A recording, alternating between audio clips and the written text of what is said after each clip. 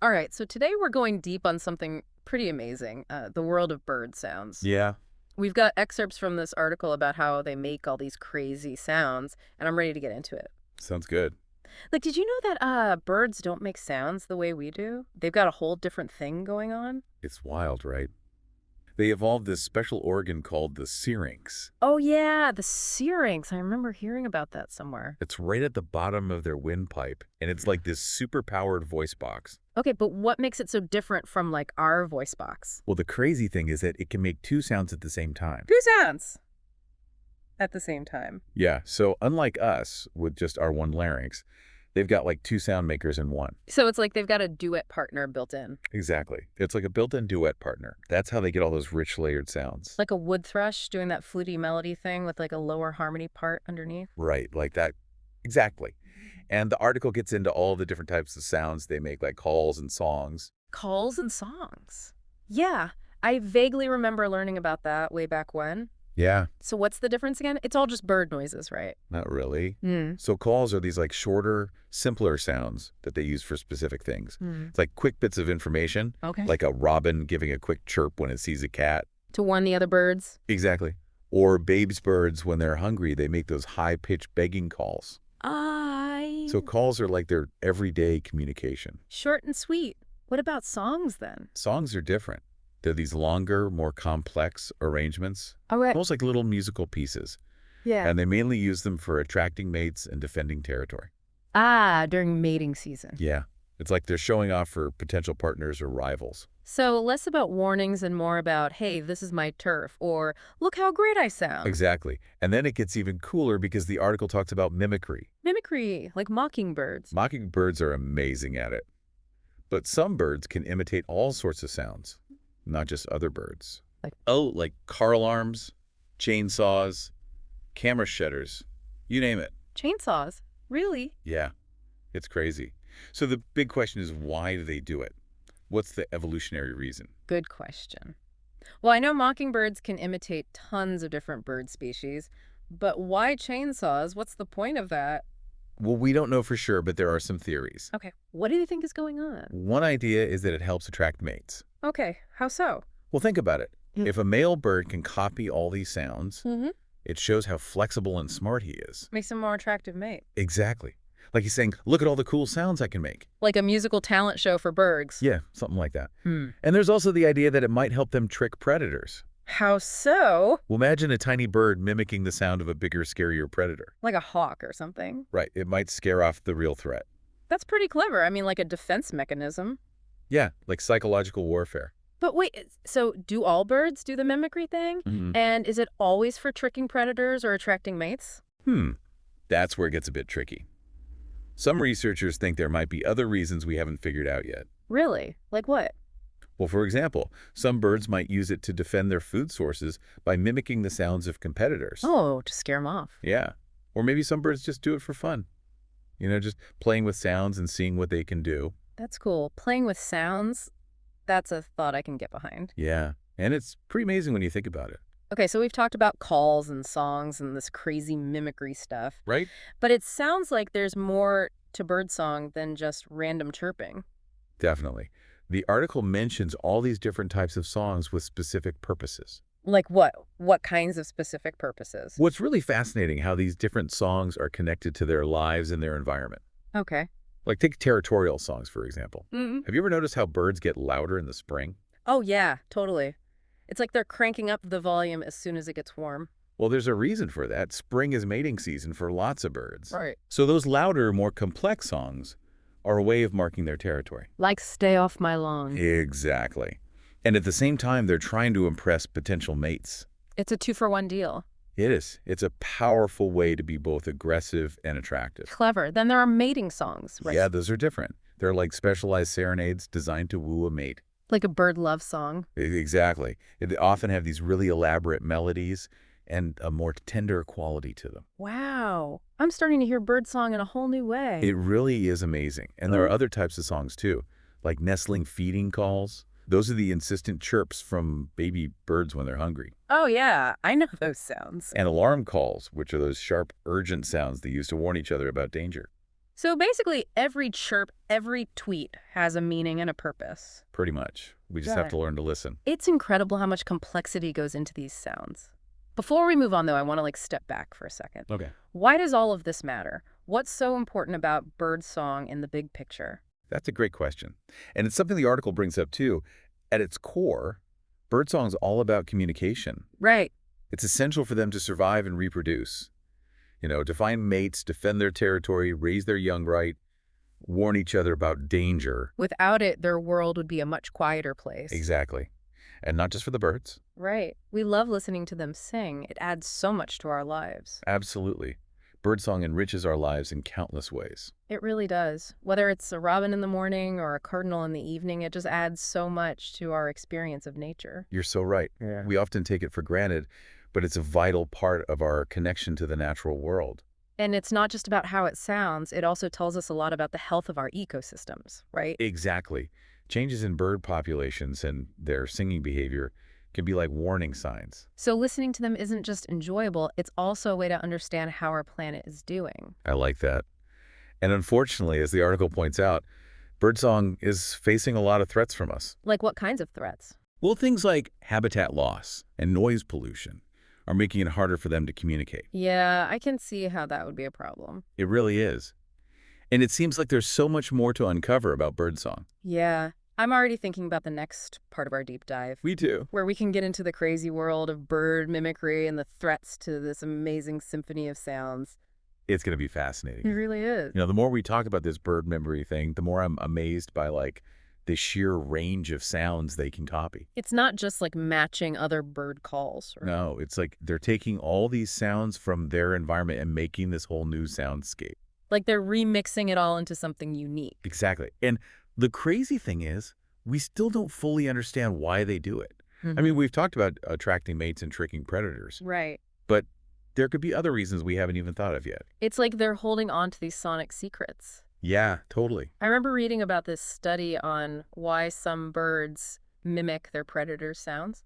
That one always kind of blew my mind. It seems so counterintuitive. It does, doesn't it? Why would you imitate something that could eat you? Exactly. Well, one theory is that it might be a way to scare those predators off. Like a bluff. Yeah, kind of like saying, hey, I know you're out there, and I'm not an easy target. So it's like using sound as a defense mechanism? Right. But there are other explanations, too. Oh, really? Like what? Well, some researchers believe that mimicking predator sounds could actually be a way to impress potential mates. Okay, how does that work? Well, the idea is that if a bird can convincingly mimic a dangerous predator, it shows how brave and resourceful they are. Like, look how fearless I am. I can even hang out with predators. Exactly. And that could make them more attractive to potential partners. So it's less about scaring the predator and more about showing off. Yeah, kind of like a look at me, I'm so tough display. And of course, we can't rule out the possibility that some birds just enjoy mimicking sounds for the fun of it. Oh, absolutely. Just playing around and experimenting with their voices. It's like birds making music. Right. That's a cool thought. But it's important to remember that birdsong isn't just entertainment for us. Yeah. It's crucial to their survival and a vital sign of how healthy our ecosystems are. Absolutely. As we've been saying, birdsong plays a critical role in everything they do. And unfortunately, we're messing that up with all our human activities. Sadly, that's true. Habitat loss, noise pollution, climate change, they're all having a huge impact on bird populations and how they communicate. You're right. It's a lot to think about. It really is. Let's break it down a bit. When we talk about habitat loss, what exactly are we talking about? Well, we're talking about destroying and breaking up their natural environments. Okay. Cutting down forests, building cities, turning wild spaces into farms. So basically, we're taking over their homes. Yeah, and as we do that, birds lose the things they need to survive. Like what kinds of things? Places to nest, sources of food, places to hide. It makes sense that that would hurt their population. It does. And when bird populations decline, we lose the richness and diversity of their songs. And I bet noise pollution is getting worse too, especially with all the urbanization happening. It definitely is. All the traffic, construction, and other human noises can drown out the sounds of birdsong. Making it harder for them to communicate. Exactly. It's like trying to have a conversation at a loud party. You can barely hear yourself think. Right. And for birds, this difficulty communicating can have serious consequences. In what way? Well, it can mess with their mating rituals. their ability to defend their territory. Okay. And they might even become more vulnerable to predators because they can't hear warning calls as easily. So it's not just about us missing out on the beauty of birdsong. No. It's about their very survival. Exactly. And then on top of all that, we have climate change. Right. Climate change, that's the big one. How is that affecting birds and their songs specifically? Well, climate change is messing with weather patterns, causing shifts in temperature and rainfall. This leads to changes in plant and insect life, which affects the whole food chain. So it impacts the birds too? Definitely. It can also change their migration patterns because they might have to adjust their routes and timing to find suitable breeding grounds. It's like a domino effect. It is. Climate change is disrupting entire ecosystems, and that includes birds and their songs. And the effects on their songs can be pretty subtle. They can. For example, some studies suggest that rising temperatures might cause birds to sing at higher pitches. Really? Why is that? Possibly to be heard over the increased background noise that comes with warmer environments. So they're adapting to the changes. It seems that way, but it also shows how widespread the effects of climate change really are. So we've got habitat loss, noise pollution, and climate change. It's like a triple whammy against birdsong. It is.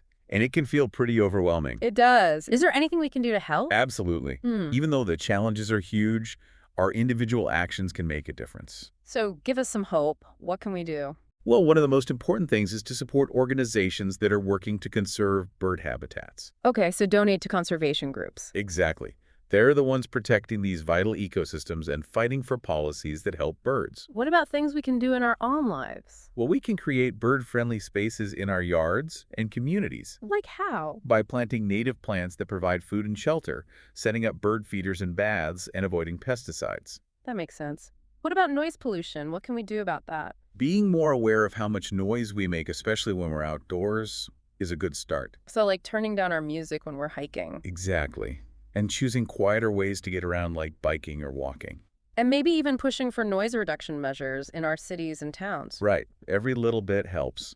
And of course, tackling climate change is crucial. Yeah, that's the big one. What can we do about that? Reducing our carbon footprint, supporting clean energy, and sustainable practices all make a difference. It seems like everything is connected. It is. We're all part of this delicate web of life. This whole conversation has really opened my eyes. Birdsong isn't just a beautiful sound. It's a vital part of the natural world, and we need to protect it. I agree.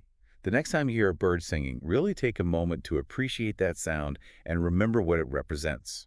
It's a reminder that we're part of something much bigger than ourselves. And that our actions have a real impact on the planet. This deep dive has been a real journey. It has. Not just about bird sounds, but also about our relationship with nature and what we can do to protect it. I'm glad you feel that way. I do. It's been fascinating. It's funny, through all this talk about bird sounds, I keep thinking about it as like a secret language. Oh, yeah. Like we're just starting to figure out the code. That's a great way to put it. Yeah. It really is like a code. We keep making all these new discoveries about how they use sound to communicate and, figure out their world. And the more we learn, the more we realize we don't know.